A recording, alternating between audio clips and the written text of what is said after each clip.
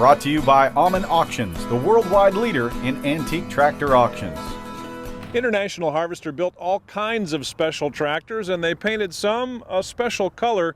This one happens to be Tennessee orange. And Leigh Smith of Crossville, Tennessee, tell us a little bit about this tractor. It was built in 1958. The state of Tennessee had commissioned International Harvester to build 52 of these tractors. They were going to use them for highway use, for mowing sides of the highways. So they painted them a specific code color orange for Tennessee, and they set up the highway mowers to go with them. And they sent them on rail car to Murfreesboro, where they were then dispersed throughout the county. This one was shipped to Scott County, where it was found. And the person who had it before me, who had restored it, Don Whalen and his brother Tony, they had started restoring it thinking it was just a regularly painted red 130. And they started sanding down on almost every piece of iron on it and realized it was painted orange. So being highway workers at the time, they contacted some people in Nashville and they said, well, we got this tractor and you got any history on it? So they looked up the serial number, and turned out they had 52 of them that were built, and this one right now is the only one that's been found, and it's been preserved to the original condition.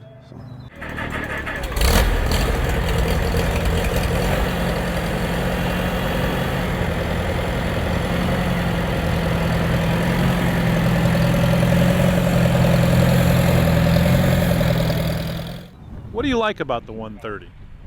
It's a whole lot smaller than your regular tractors, your international tractors.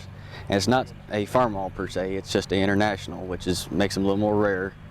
And this one also has the highway mower on it. Even though some of the standard tractors used a highway mower, this one was also used on this tractor since it was specifically for highways. The color is not your regular Tennessee dark orange. It's got more cream and yellow color to it, which is something I like about it. It's just a handy little tractor to use around. It's just got plenty of horsepower for what you need, and it's just easy to drive.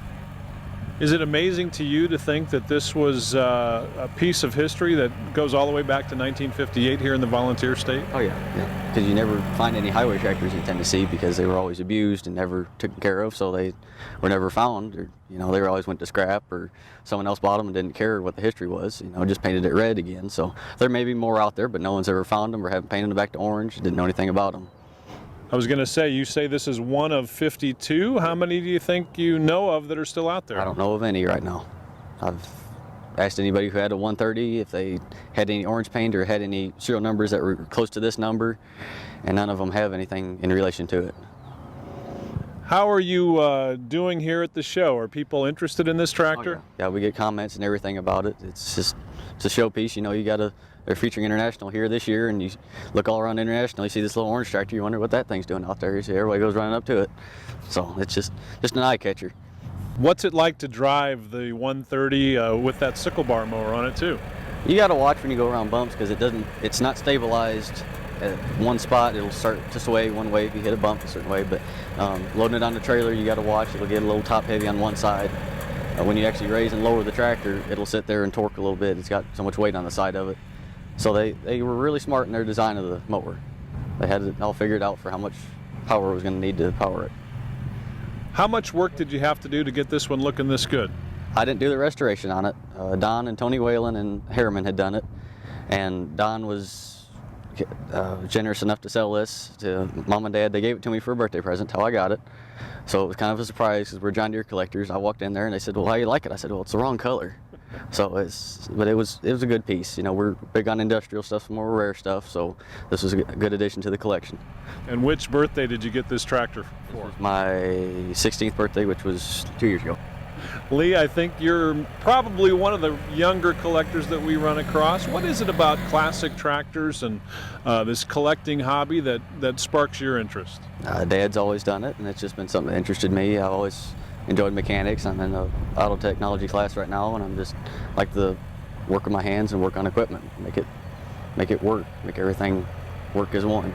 It takes one thing to know how to put parts on a vehicle or a tractor to work on it. It takes another thing to know how they all work together. Do you like the history aspect of it as well? Oh yes, I like researching history. One thing about this that I haven't come up with yet, I've got pictures of it and a manual for it. They designed a sickle bar rack to go on the side of this for spare sickle bars. What I had done is there was a bracket that came off of this side here and another mount on this side of the tractor, and it had angle iron frame that came up here and had wood in it, so you could put 3 sickle bars in it and hold it down, and had a certain leather strap on it. I've got some iron at the house I will fabricate, and what I'm going to do is make some cedar wood, have it cut out, and then polish it, and I've got extra sickle bars to go on it, but it was used as a spare mount for the extra sickle bars you'd go through on the highway, if you got a rock in it or something, so it's just for spares. So I only seen one of them that had one on it, so I got measurements and stuff off of it to use as a model. So Leigh, do you think you've got classic tractor fever, and how long you think your case of the fever is going to last? I know I've got it, and I think it'll last the rest of my life. All right, Leigh Smith of Crossville, Tennessee. He's got an International Tennessee Orange 130 that was a 16th birthday present. Pretty good present, I think.